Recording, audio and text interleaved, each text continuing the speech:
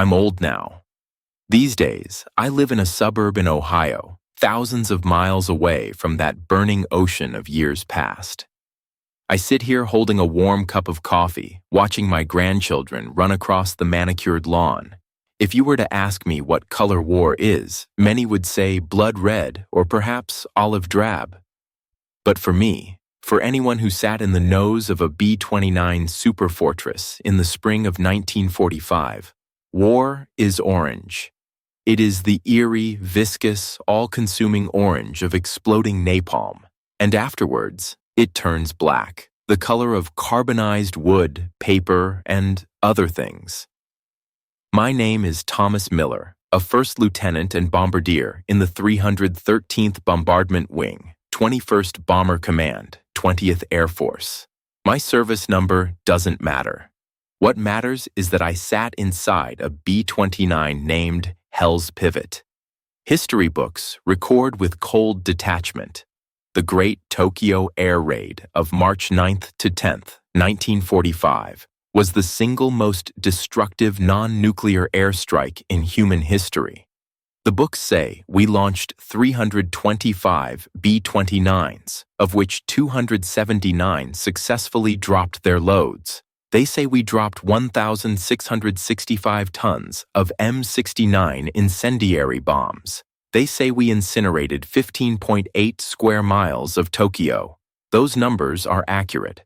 But what I am going to tell you today is about the trembling behind those digits, the howling of the wind that night, how we were forced to strip off our heavy armor and fly like assassins hugging the ground in the dark, and about the night that decided the outcome of the Pacific War. The story begins in early 1945 in the Mariana Islands, specifically Northfield on Tinian. It was a stifling afternoon in February. The air on Tinian always smelled of a mixture of coral dust, high-octane aviation fuel, and tropical mold. The runways here were shockingly long, 4 parallel scars carved into the island, built specifically to bear the massive weight of the B-29. The B-29 Superfortress was the most advanced war machine in the world at the time. Pressurized cabins, remote-controlled turrets, capable of cruising at 30,000 feet. The United States spent more money building these planes than it did on the Manhattan Project to build the atomic bomb. We were told that as long as we flew these beasts to 30,000 feet and used the Norden bomb site for precision bombing, we could destroy Japan's industrial heart and force them to surrender. Reality, however, gave us a resounding slap in the face. "Another damn wild goose chase," grumbled our aircraft commander, Captain Reynolds. He slammed his flight cap onto the briefing room table, his face slick with grease and sweat. We had just returned from a daylight high-altitude precision bombing mission against the Nakajima Aircraft Company. The results could only be described as pathetic, not because of how many of us were shot down, but because we simply couldn't hit the target. "That damn jet stream," Cohen, the navigator, muttered as he wiped his glasses. At 30,000 feet, the wind speed hit 200 miles per hour. "Thomas, you tell me, how are you supposed to use a bomb site in those conditions?" Cohen had hit a nerve. As a bombardier, I knew the despair better than anyone. When we climbed to 30,000 feet, the violent high-altitude jet stream over Japan would push the B-29's ground speed to 450 miles per hour or more, or if we were flying into the wind, we would be practically hovering motionless in the sky. Bombs dropped would be blown miles off target. For months, under the command of General Hansel, we adhered to the U.S. Army Air Force's traditional credo of high-altitude, daylight precision bombing. The result? The statistics were depressing enough to make you cry. Less than 10% of the bombs landed near the target area. Japan's arsenals were still running, 0 fighters were still being produced, and we were wasting fuel, bombs, and the lives of our crews. That sense of frustration spread like a plague throughout the 21st Bomber Command. We had the world's best bombers, yet we felt like we were using gold bars to swat at houseflies. Until that man arrived. The day Major General Curtis LeMay took over the 21st Bomber Command, the wind on Tinian seemed to change. LeMay was not a gentleman like Hansel. He was a cold, pragmatic, perhaps even ruthless professional soldier. That trademark cigar was forever clamped in his teeth, and his eyes were as sharp as a hawk's, seemingly able to see right through your soul, or at least see through your efficiency as a component in his war machine. Back then, we privately called him Iron Ass, or worse, but he didn't care. He came here with only one purpose: to burn down Japan's war potential by any means necessary. LeMay didn't perform miracles immediately upon taking office. The first few attempts were still ineffective. But I remember one night in early March at the officers' club, facing a group of staff officers questioning this string of failures. He coldly said something that would be quoted countless times later. "If you kill enough of them, they stop fighting." LeMay keenly perceived the unique nature of Japan's industrial structure. Unlike Germany, where industry was concentrated in large factory zones suitable for precision bombing, Japan was a city made of wood and paper. More importantly, Japan's war industry permeated residential areas like an octopus. "This is what we call shadow factories," the intelligence officer told us during a briefing, pointing to aerial photos of Tokyo's Shitamachi district. "See these dense little wooden shacks? By day, they are homes. By night, they are extensions of the arsenal. One family stamps an airplane part, another assembles a fuse. Then these parts are carted to the big factories for assembly. We blow up the big factories, but these cottage industries keep working. It's an ant army military-industrial complex." So, LeMay decided to change the rules. He was going to abandon our proud precision bombing and switch to area bombing.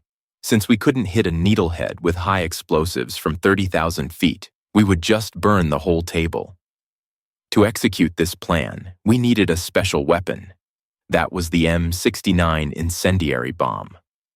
A week before Operation Meeting House, ground crews began stacking these unassuming long tubes on the tarmac. They weren't the 500-pound general-purpose bombs we were used to, but bundles of hexagonal steel pipes strapped together. Old Joe, the ordnance officer, once privately demonstrated the mechanism to me. "Listen, Lieutenant Miller," he said, patting the cold metal casing. "This thing is designed specifically for Japanese cities. Each M69 weighs only 6 pounds, but they are clustered into a 500-pound aimable cluster. When you drop them at about 2,000 feet, the cluster straps cut, and dozens of M69s scatter like flowers from heaven." "And then?" I asked. "Then?" Old Joe grinned wickedly. "Every M69 is filled with napalm. It's a jellied gasoline with chemicals added. Once it hits the ground, it spews out burning gel that sticks to anything: walls, roofs, human skin. It doesn't go out easily like normal fire. It keeps burning until it burns through whatever it touches." Even more terrifying was its penetration capability. The M69 was calculated precisely to punch through the thin tile or tin roofs of Japanese houses and explode inside. It didn't burn on the roof, it burned within the house. "Imagine tens of thousands of these things falling like rain among those wooden houses," Old Joe whispered. "That's not a fire. That's an inferno." I knew he was right. I also knew we were about to drop these things on the most densely populated area of Tokyo. That meant hundreds of thousands of civilians. But in that moment, after Pearl Harbor, the Bataan Death March, and the heinous resistance we witnessed from the Japanese military in the island-hopping campaigns, my compassion had developed thick calluses. If it was to end the war, if it was to save the lives of my comrades, if it was to avoid that damned invasion of the Japanese mainland, I would press that release button. On March 8, 1945, the briefing that changed history was convened. The briefing room was packed with crews from the 313th Bombardment Wing. The air was heavy. Everyone sensed something big was coming. A huge map was covered by a curtain. When General LeMay's operations officer pulled back the curtain, red tape pointed straight at Tokyo. But that wasn't news. What really made our jaws drop was the tactical deployment that followed. Gentlemen, the ops officer's voice echoed in the quiet hall. Tomorrow night's mission is codenamed Operation Meeting House. Target, Tokyo Zone 1, including Asakusa, Honjo, and Fukagawa districts. Here is where we make changes. He paused, his gaze sweeping over us.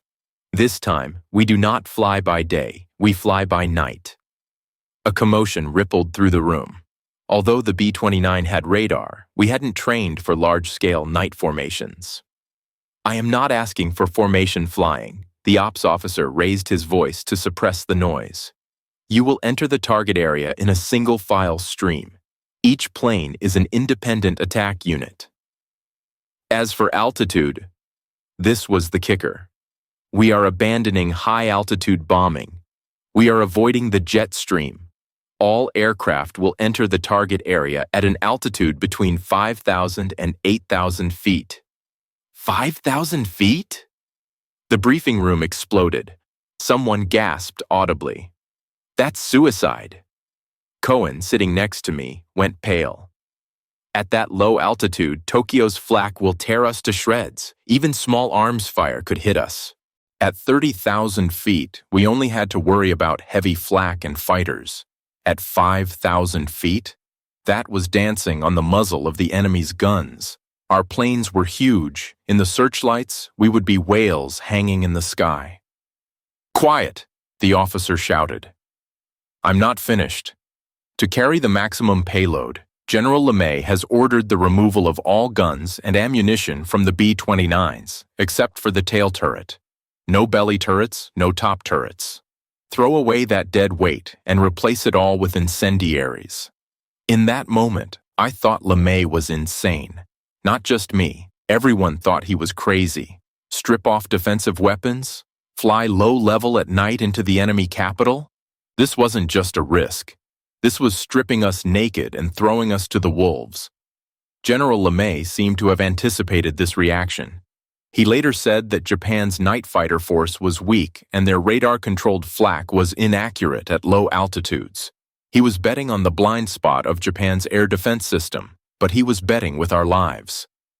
For this operation, the officer concluded, we will launch over 300 B-29s. We will drop over 1,600 tons of incendiaries. Our target is not a factory, but the area itself. We are going to wipe Tokyo off the map. Walking out of the briefing room, I looked at Captain Reynolds. He didn't say a word, just clenched his jaw tight, a muscle twitching in his cheek. This is madness, sir, I said. Reynolds stopped and looked at Hell's Pivot being loaded on the distant runway. The ground crews were removing our machine guns and stuffing crate after crate of M69s into the bomb bays. Maybe, Miller, Reynolds said softly. But if this works, if this really works, maybe we can go home by Christmas. Go get some sleep. Tomorrow night, we walk through hell. March 9th, 1945. Evening. Northfield on Tinian was ablaze with lights, like a grand festival. But at the end of this festival lay death. 325 B-29 superfortresses lined up in a dragon-like queue, the roar of engines shaking the earth. The sound was no longer mechanical noise. It was a physical pressure, pressing on the chest, making it hard to breathe. This was the largest B-29 sortie formation in history. Hell's Pivot was at the runway threshold. I knew the plane was absurdly heavy. For this mission, we were loaded with maximum fuel and a full 6 tons of incendiaries. To carry more, we had even reduced some reserve fuel. We were on the edge of a one-way ticket. The weight saved from stripping the guns had all been converted into destructive power. Checklist complete, all systems nominal. The co-pilot's voice came through the headset, carrying a barely perceptible tremor. All right, Captain Reynolds's voice came through, unnaturally calm. Let's get this big bird in the air. The throttles were pushed to the stops. 4, right R, 3, 350 radial engines roared, and the 2,200 horsepower beasts awoke. The plane began to roll. Slow. Too slow. Because of the overload, the B-29's takeoff was agonizingly sluggish. The palm trees on both sides of the runway began to recede, but speed built up grudgingly. Sitting in the transparent nose, I watched the end of the runway getting closer. It was a cliff. Below it was the ocean. If we couldn't pull up at the end of the runway, this payload of incendiaries and fuel would turn into a massive fireball. Such things were not uncommon on Tinian. Just last week, I watched a plane stall on takeoff and crash into the sea. "Speed 100 knots, 110 knots," called the co-pilot. The runway was running out. I could see the grass at the end, even the white foam of the waves hitting the rocks in the distance. "Pull up!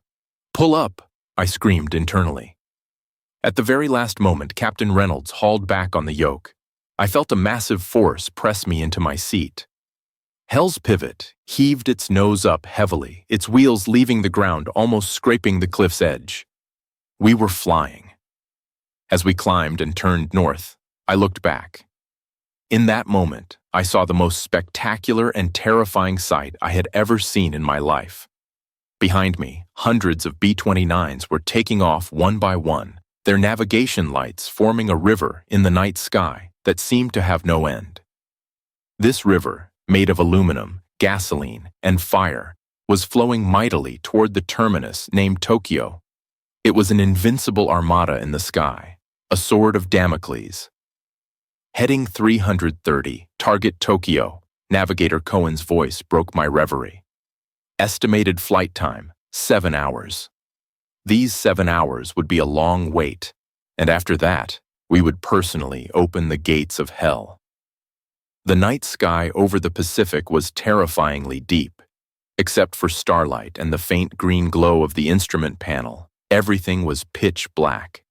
Because we were no longer maintaining tight formation, radio silence was strictly enforced. We were like lonely ghosts, suspended thousands of feet in the air. As we approached the Japanese mainland, the weather began to change. There was no interference from the jet stream here, but at low altitude, the wind was still strong. This wind was a double-edged sword for bombing. It would make aiming difficult, but on this night, this strong surface wind would become our most terrible ally. It was the accelerant. 1 hour to target. I began checking my Norden bomb sight. At this altitude, I didn't actually need its overly precise calculation capabilities. We needed coverage, not pinpoint killing. "Crew attention, we are starting our descent," Captain Reynolds ordered. The plane began to descend from cruising altitude. My eardrums felt the pressure change. 10,000 feet, 8,000 feet, 5,000 feet. At this altitude, the clouds seemed within reach overhead, while the ocean below was as black as ink. My heart rate began to accelerate, palms sweating. Were we really going to fly into Tokyo at this height? That was the enemy capital with 10 million people. "I see it," Navigator Cohen said suddenly. 12 o'clock. Those are the Pathfinders. I saw it too. On the distant horizon, massive, dazzling blooms of light blossomed in the darkness. Not searchlights. Fire. The elite Pathfinder planes from the 314th Bombardment Wing had arrived. Their mission was not to destroy, but to mark. They dropped special M47 incendiary bombs, drawing a huge burning X in the dark urban area of Tokyo. That X was our bullseye. "That's Tokyo," I murmured into the intercom. "My God, it's already burning." That burning cross was so striking in the darkness, like a giant wound or a magic circle summoning demons. And in the next 2 hours, we and the 300 B-29s behind us would fill this 15.8 square mile area with fire. "Open bomb bay doors," Reynolds' voice went dry. "This is for Pearl Harbor. This is to end it all." Wind howled into the open bomb bay. I pressed my eye to the bomb site, finger hovering over the release switch. The city below was under blackout, pitch dark, with only that burning X expanding. I could even see tiny sparks dancing on the ground. We were too low, low enough that I fancied I could smell the burning wood below. Prepare to drop. Target area entered, bay doors open. At Captain Reynolds's command, I felt a slight shudder in the floor beneath my feet. The hydraulic system hissed dully, and the massive belly of the B-29 gaped open to the Tokyo night sky. Cold air rushed in instantly. Even at low altitude, the 250-mile-per-hour slipstream cut like a knife. But the cold lasted only a moment. Soon, a different temperature would dominate. I leaned over the Norden bomb site, peering through the optical crosshairs at the abyss below. Tokyo was no longer the sleeping dark metropolis of a few hours ago. The incendiaries dropped by the Pathfinders had marked the fire cross. At the center of that cross, angry red splotches were spreading like cancer cells. My finger hovered over the release switch. This wasn't the crude work of dumping everything at once. To ensure combustion coverage, we needed to set the intervalometer. It was a precise timer that controlled the rhythm at which bombs released from the racks. Intervalometer set, 50-foot spacing, full train release, I confirmed into the mic, my voice sounding hollow inside the oxygen mask. This wasn't just pressing a button, it was playing a piano concerto of death. We needed to sow the incendiaries evenly across every inch of the Shitamachi district, ensuring no dead angles, ensuring the fires would link up. Steady, steady. The crosshairs slowly drifted over a dense residential area on the east bank of the Sumida River. In the infrared night vision and the glow of the fires, those gray-black squares were the thousands of wooden homes of the Honjo district. That was the heart of Japan's light industry, and at this moment, the most fragile pile of kindling on Earth. Bombs away! I flipped the switch. There was no earth-shattering boom, only the continuous rhythmic clack-clack-clack of the mechanical shackles releasing. The plane became noticeably lighter. With every release, the fuselage shuddered slightly, as if the steel beast were spitting out the poison fire from its gut. Bombs gone. Good luck to 'em. I exhaled a long breath, feeling my back soaked in cold sweat. I didn't leave the sighting station immediately. Instead, I peered through the observation glass at my feet, fixated on the falling objects. It's the instinct of every bombardier. You want to see your masterpiece. If you look at an M69 incendiary in a textbook, it looks like an unassuming hexagonal steel pipe, almost crude. But in combat, its design is terrifyingly ingenious. We dropped 500-pound E-46 cluster bombs. For the first few seconds after leaving the bay, they plummeted like heavy iron ingots, screaming through the dark. But at about 2,000 feet, the barometric fuse on the cluster straps triggered. The sight in that instant, even decades later, remains as clear as a slow-motion film. The tightly bound clusters disintegrated instantly, each bundle releasing 38 individual M69 incendiary submunitions. Thousands of steel pipes scattered in the air, and immediately a 3-foot-long linen streamer deployed from the tail of each bomb. These streamers weren't just to stabilize the bombs, so they would punch vertically through roofs. They looked like a grand, macabre celebration. Under the illumination of searchlights and ground fires, these fluttering ribbons looked like millions of pieces of white funeral money dancing in the wind, or countless vipers writhing as they pounced on the earth. Seconds later, contact began. The delay fuse on the M69 was designed with pure malice. It wouldn't explode immediately upon punching through a roof. It would wait a few seconds, ensuring it was lying on a Japanese tatami mat or rolling into a corner of a workshop piled with wood shavings. Then, trigger. There were no giant mushroom clouds. The ground first sparkled with thousands of blinding blue-white flashes, the magnesium igniters working. Then the napalm spewed out. It wasn't normal fire. It was a viscous, orange-red gelatinous fluid. It splattered on walls, pillars, furniture, even human skin. You couldn't shake it off. You couldn't put it out. It clung like a parasite and burned furiously. I watched a city block below. 1 second, it was a shadow in the darkness. The next, it was as if someone had suddenly switched on thousands of orange light bulbs inside a dark room. The points of light expanded rapidly, connecting with one another. Independent houses turned into torches, narrow streets turned into flowing rivers of flame. This was no longer an airstrike. This was casting a layer of lava over the earth. "My God, this wind isn't right." The co-pilot's voice carried obvious panic. As hundreds of B-29s poured over 1,000 tons of incendiaries into this zone, the physical environment on the ground underwent a drastic change. This went beyond meteorology.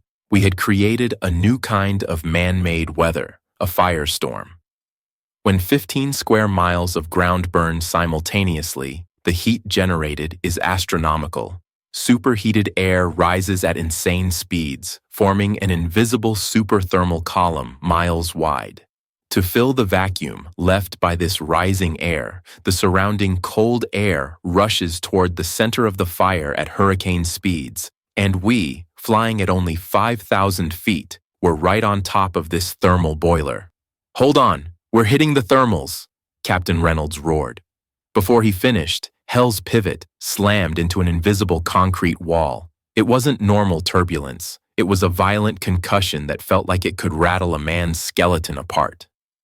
The 60-ton superfortress was tossed like a withered leaf in a gale, hurled high into the air by the updraft from hell, then slammed back down.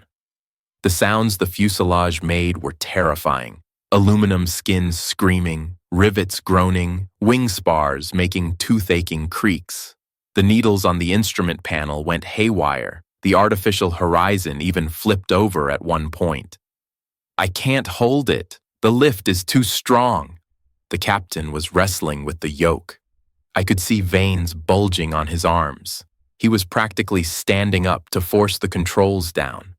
A nauseating smell seeped into the pressurized cabin. Even though we wore oxygen masks, the smell was pervasive. It was a mix of sulfur and charcoal smoke, but underneath lay a more hair-raising scent, a sickly sweet smell, like burnt roast meat. It was the smell of burning protein. My stomach churned, and I nearly vomited into my mask. I knew what that was. Down there were 100,000 people, and we were flying through their ash and smoke. "Look right, 3 o'clock, the top gunner screamed. I turned my head with difficulty. Below to the right, I saw a friendly B-29. It had clearly been hit by a violent thermal updraft. The massive bomber flipped 90 degrees on its side like an out-of-control toy, its wings pointing perpendicular to the ground. It didn't level out. In the glow of the fire, I watched it tumble, plunging headlong into the churning sea of fire below. No parachutes opened. In that situation, bailing out was a dead end. Parachutes would be sucked directly into the fire core by the thermals or ignited by the heat while still in the air. In that moment, I felt no sorrow, only bone-deep cold.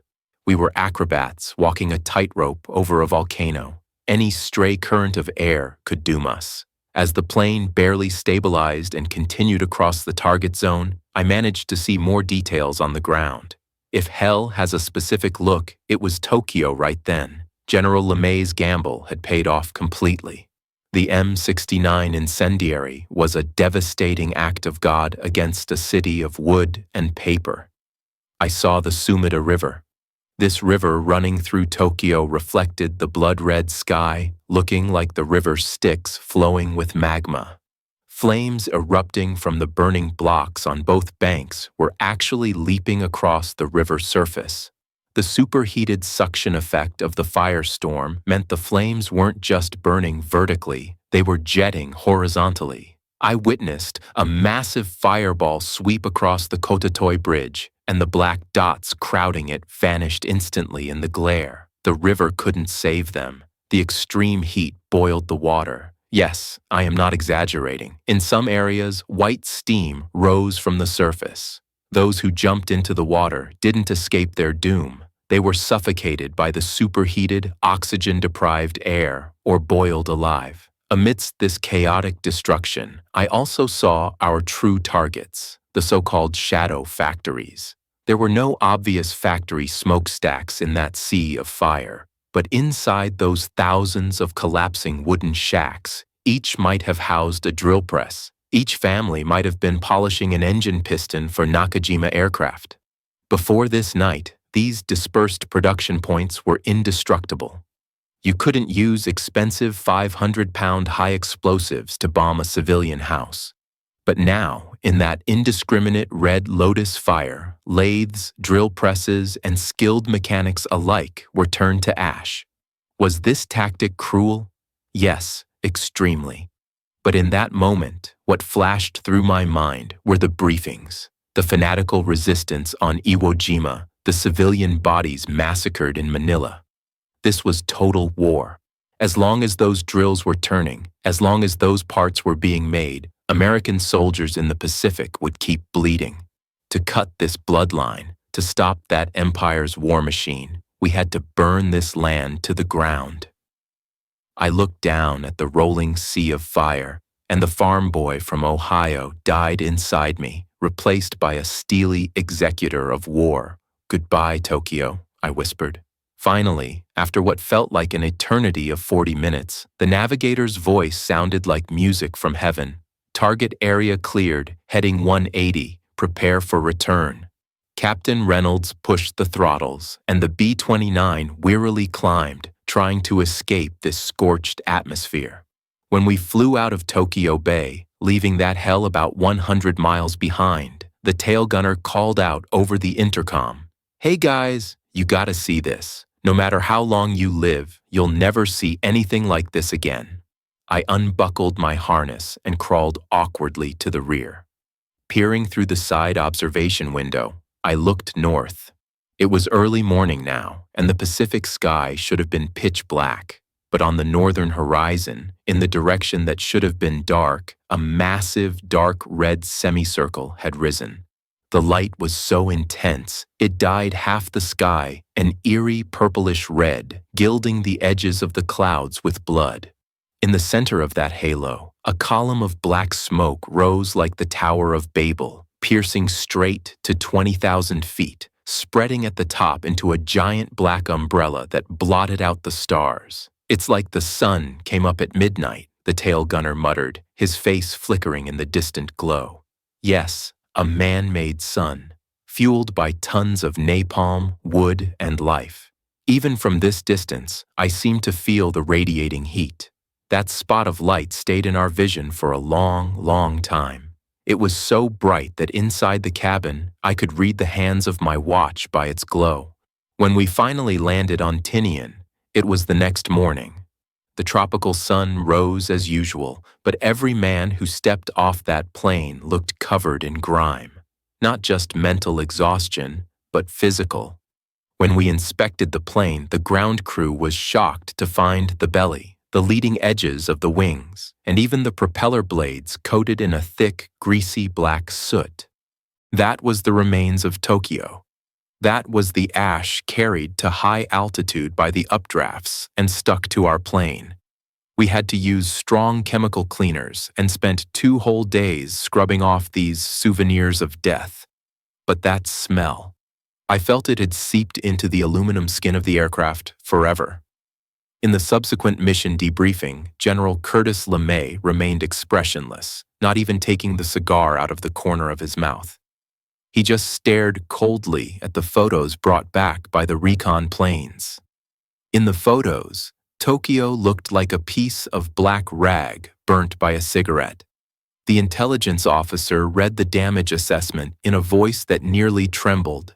Primary target area, totally destroyed. Burned area, approximately 15.8 square miles. Buildings destroyed, approximately 267,000. Estimated casualties.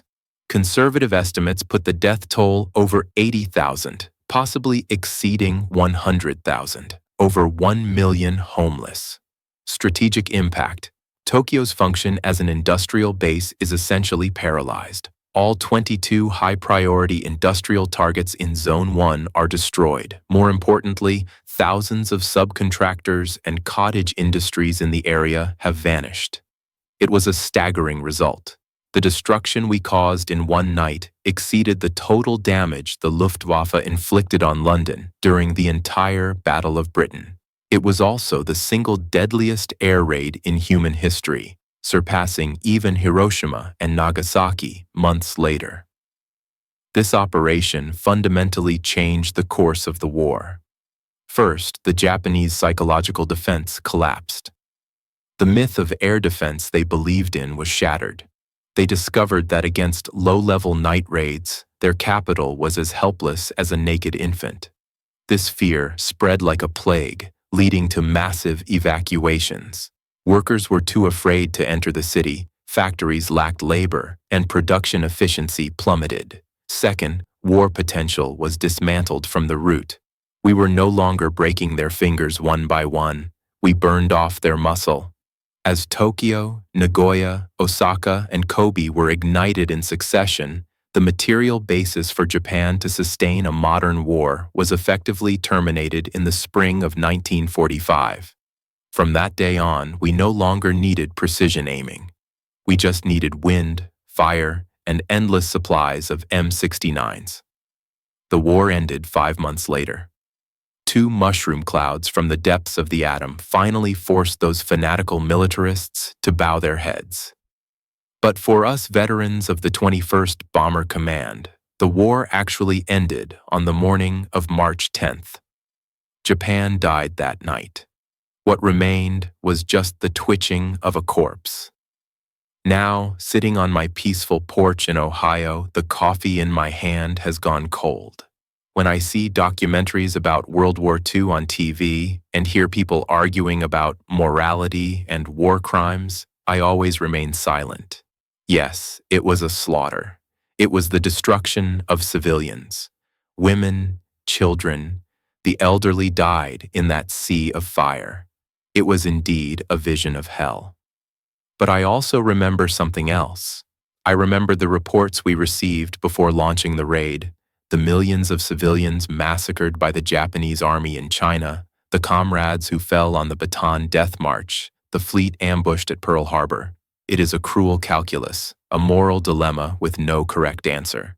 If we hadn't dropped those incendiaries, Japanese factories would have continued producing bullets and planes. If they continued producing, the war would have dragged on. If the war dragged on, we would have been forced to execute Operation Downfall, the invasion of the Japanese mainland.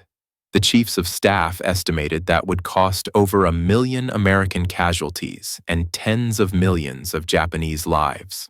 So, we did what had to be done. We became the sword to save the world from the devil. We used the most terrifying fire to burn away the soil where fascism bred, thereby extinguishing the fires of war across the globe. I do not regret pressing that button. If time turned back, to end the war one day sooner, to ensure I could live to come back here and watch my grandkids play on the lawn, I would press it again without hesitation. But that doesn't mean I don't feel pain.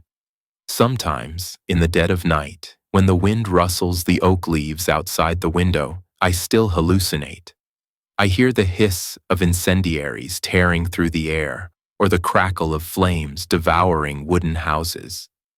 That fire was extinguished in Tokyo, but in my memory, it will burn forever. This is the Tokyo firebombing. This is the story of my generation, a story of courage, destruction, duty, and scars.